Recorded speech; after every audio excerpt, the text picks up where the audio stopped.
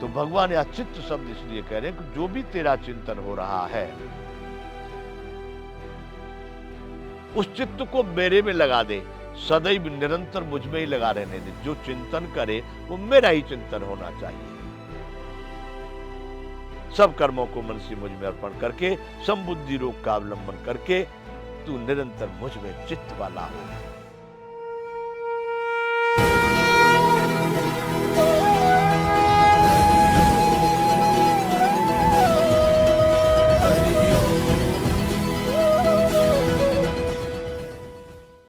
जय विश्व बंधु संपूर्ण गीता ज्ञान। सर्व कर्माण्यपि सदा कुर्वाणो मद विपाश्रयः मत प्रसादाद वापनोति शाश्वतम पदमव्ययम्। भगवान कहने लगे, मेरे परायण हुआ कर्मयोगी तो संपूर्ण कर्मों को सदा करता हुआ भी मेरी कृपा से सनातन अविनाशी परम पद को प्राप्त हो जाता है।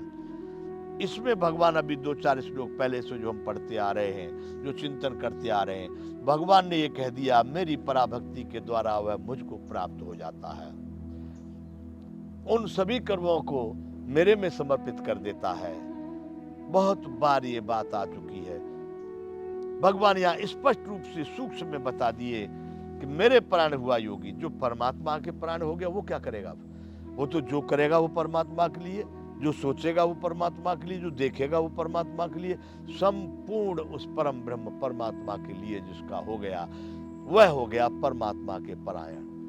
इसलिए भगवान कह रहे कि सर्व कर्माण्यपि सदा कुर्वाणो मद व्यपाश्रयः, मेरे परायण हुआ कर्मयोगी, संपूर्ण कर्मों को सदा करता हुआ, हमेशा सब हो रहा है, वह कुछ नहीं कर रहा बंधुओं। क्यों? वह सारे कर्म उसके पहले बता चुके हैं कि सब परमात्मा में समर्पित हो गए, कुछ भी उसके पास नहीं है उसका।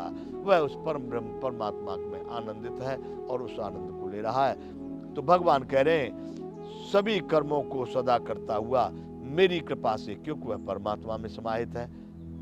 अरे सीधी सी बात, आपके पास में आपकी शरण में कोई रहने लगे तो आप उसकी देखरेख करेंगे कि नहीं, उसकी व्यवस्था करेंगे कि नहीं, उसकी चिंता करेंगे कि नहीं?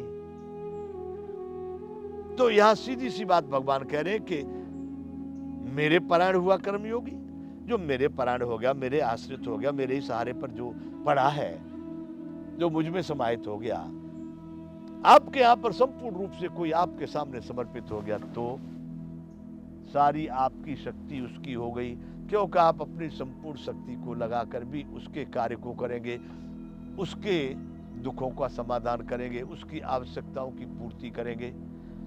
तो जो भगवान का हो गया परायण हुआ, जो मेरे परायण हुआ कर्मयोगी, संपूर्ण कर्मों को सदा करता हुआ भी मेरी कृपा से, क्योंकि अब वह व्यक्ति जो आपके समर्पित है वो आपकी कृपा से सनातन अविनाशी परम पद को प्राप्त होता है। अर्थात जो आपकी सामर्थ है उसकी भी वही सामर्थ हो गई, क्योंकि वह आपका है, वो आप पे प्रवेश कर चुका है, वो सब प्रकार से आपका हो चुका है।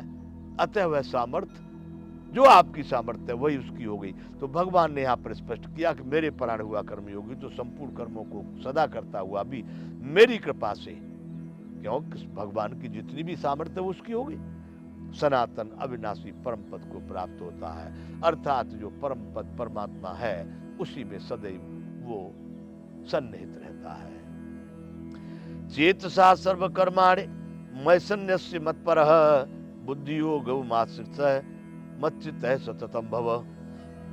हे अर्जुन, सब कर्मों को मन से मुझ में अर्पण करके तथा संबुद्धि रूप योग को अवलंबन करके मेरे परायण और निरंतर मुझ में चित्त वाला हो। अब भगवान कह दिए मुझ में चित्त वाला हो जा, इधर उधर को मन को मत भटका।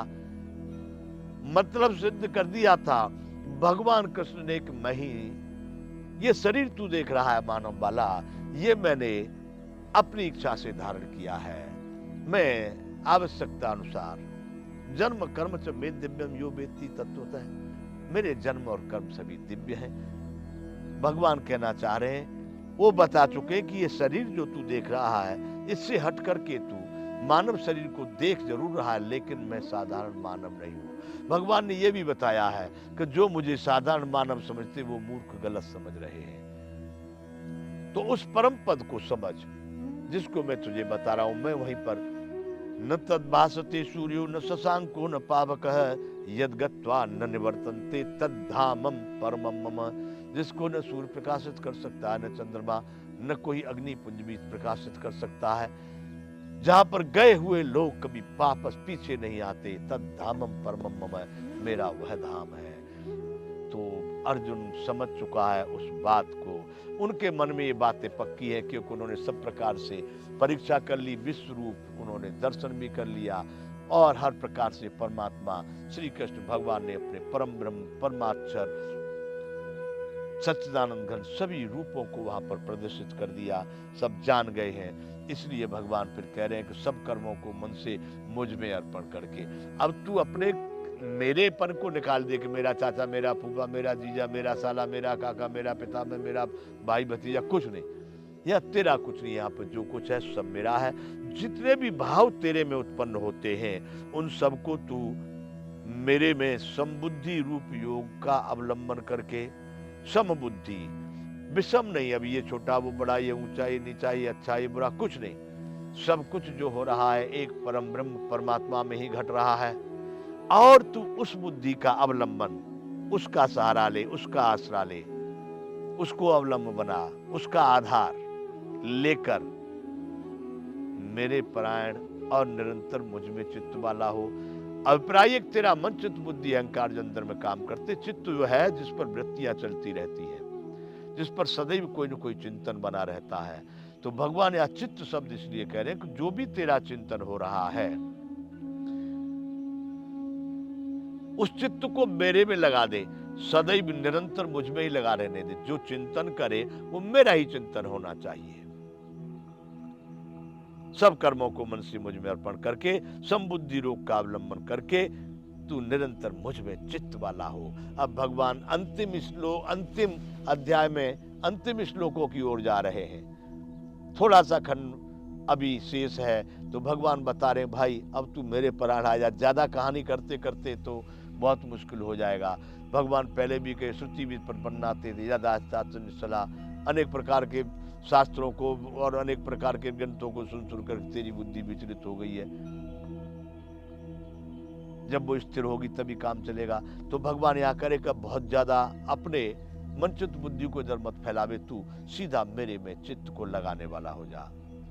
मत चित्त सर्वदुर्गाणि मत प्रसादात् तरस्यसि अथ चेत मन अहंकारन न श्रोष्यसि विनश्यति। यदि अर्जुन तूने मेरी बात को नहीं समझा, यदि तू मेरे इन शब्दों को, मेरी बातों को नहीं समझा, तो तेरी बड़ी हानि हो जाएगी, अर्थात तू परमार्थ से भ्रष्ट हो सकता है। भगवान कह रहे हैं कि मत चित्त सर्वदुर्गाणि मत प्रसादात् तरस्यति। अगर मुझ में चित्त वाला लगा देगा, मुझ में चित्त वाला हो जाएगा, तो मेरी कृपा से सभी संकटों से तू अनायास, तू नहीं जानता कैसे पार होगा, लेकिन अवश्य पार हो जाएगा, अनायास ही पार हो जाएगा। यदि अहंकार के कारण मेरे वचनों को तू नहीं सुनेगा तो नष्ट हो जाएगा, बड़ा भारी परेशानी आ जाएगी और तू परमात्म पद से भ्रष्ट हो जाएगा। मच्चित सर्वदुर्गाणि मत प्रसादात् तरस्यति। अर्जुन सभी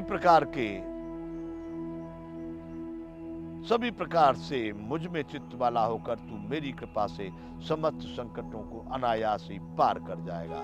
सर्वदुर्गाणि मत प्रसादात्, मेरी कृपा से। उसके लिए बताना नहीं पड़ेगा कि इस समय पर ये होगा, इस समय पर नहीं, तू समझेगा भी नहीं, तू निश्चय समझ, अनायास ही संयोग वसात सारे विघ्नों को तू पार कर जाएगा, यानी उस परम आनंद परममयी स्थिति को तू प्राप्त हो जाएगा। यदि अहंकार के कारण तू क्षत्रिय, बड़ा धनुषधारी है, विश्व विजयी है, फलाना है, ढिकना है, सब तेरे लोग खड़े हुए हैं, मेरी बातें जो है कुछ तेरी समझ में नहीं आई, और तू कदाचित सांसारिक माइक विचारों को करके, लौकिक विचारों को अपने में धारण करके यदि तूने मेरी बात को न समझा, मेरे वचनों को नहीं सुना, तो तू नष्ट हो जाएगा। जिस परमार्थ के लिए, जिस परमार्थ जिसको पाकर के दूसरा कोई अर्थ पाना शेष नहीं रह जाता। उस परम अर्थ को मैं तुझको बता चुका हूं, उस परम अर्थ को पाने की तुझसे बात कर रहा हूं। मेरे वचनों को तू सुनेगा नहीं तो तू नष्ट हो जाएगा और उस परमार्थ से भी भ्रष्ट हो जाएगा। जिस परमार्थ पे जाने के लिए मैंने तुझे कहा है, जिसको पाने के लिए कहा है, उससे भी तू भ्रष्ट हो जाएगा। बंधुओं, यहां पर भगवान के इन वचनों को आगे चालू रखेंगे, यहां विराम करते हैं। जय विश्व बंधु।